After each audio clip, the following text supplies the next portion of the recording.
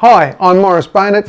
I'm Technical Director at ecoMaster, and today I'm going to show you how to fit the Draught Dodgers cavity sliding door kit to this cavity sliding door.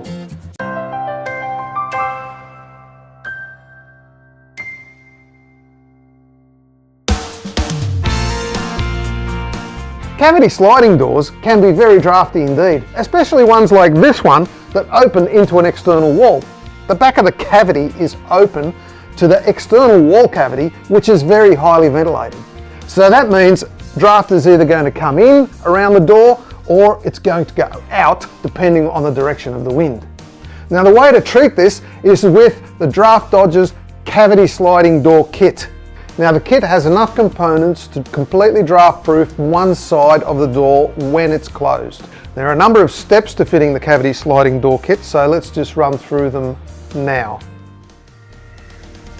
Firstly is cleaning, so we need to be thorough about cleaning everywhere that we're going to be fitting components to the door and the door jamb. This is to maximize the adhesion of the adhesive. Secondly, we're probably going to need to adjust and possibly cut the bottom guides of the door. This is to make sure that we have enough space on the side between the door and the jamb on the side that we're fitting our component. It's also to allow smooth running of the bottom seal into the cavity. The third step is to fit the draft proofing to the head of the door. Fourth, we're going to fit the latch side, that is where the door butts into. Next, we fit the bottom draft excluder.